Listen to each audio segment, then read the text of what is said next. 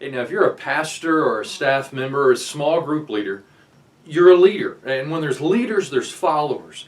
But there's an essential relationship that exists between the follower and the leader, and that's the speed of leadership. But there's also the speed of following. Let me show you, for example. Often pastors and leaders, they can have a certain speed where they like to roll out new ideas, teach new information, share out new ministries, and brand new types of leadership principles and opportunities. Well, behind that is a speed, a bandwidth at which those who are following them are able to absorb it, understand it, and then to apply it. Well, there's a balance, a dance almost, that needs to exist between the speed of leading and the speed of following.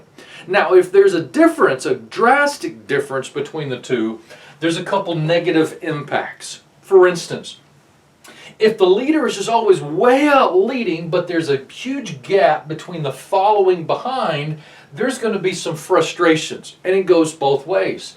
If the leader is way out front and the followers are way in the back, there's going to be some frustration from the leader that says, man, why don't they come on? Why don't they move faster? But there's also frustration from those following that says, man, why don't they just slow up? Why don't they just slow up in their leadership? So frustration can happen. But if it continues, often those that are following will say, you know what, if they're just going to keep doing their own thing, keep leading, I'm just going to stop trying. And that's the same that can go for leading as well. And so if the gap is big between leading and following, you can expect frustration and sadly even quitting. Well, there's some keys here to make sure that you as a leader or a follower, you're aligning the speed of your ministry. Well, let me give you some examples. One, there's going to be an impact that's going to happen if you begin to align these two.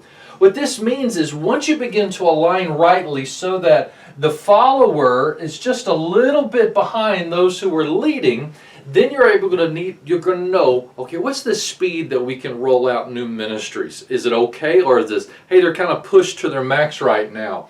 Also, when you have a new idea or a new ministry that you want to mention to your church, want to mention to your group, there's going to be a time of communication that is needed. Now, every church is different. Every organization is different. The leadership's speed, their qualities are different. There's small groups. Following speed is different.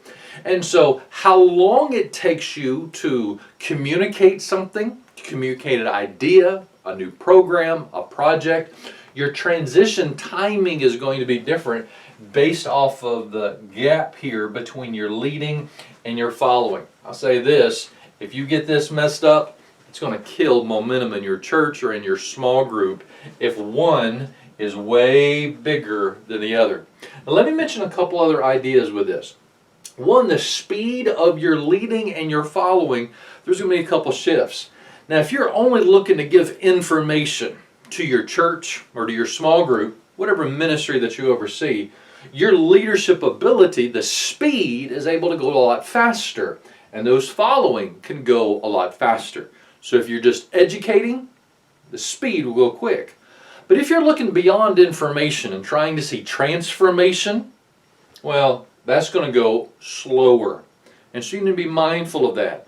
You cannot lead at the same amount of information as you do if you desire transformation. It's going to be slower. But also, it's crisis. We find this in the midst of Corona ministry right now. So many things that are taking place in our culture, and our culture's speed is just kind of going all over the place right now. And so the bandwidth for your people to be able to follow, it's a lot different than under normal conditions. So you need to align the speed that you're leading along with the speed of those that are following. How do you do that? Well, how do you calibrate? One, it takes for that leader to have a learner's attitude, a servant's heart. To say, what's the speed of our leading? Is it a good time to roll out this new idea? Or do we just kind of love on people where they're at? And also, it's going to take some practice. If you're a brand new leader, just a small group or a staff member or a pastor at our church, it's going to take you to have that servant's heart, some time for you to be patient and practice to say, was that too fast? Was that too slow? Are you with me? Did you learn it but not do it? You're going to have to learn all of these things, and that just takes time and patience. And I can tell you this from working with many churches, the speed is different church to church to church and ministry to ministry. So be patient. Seek to align the leading speed with the following speed. You do that, you'll get the momentum when you want.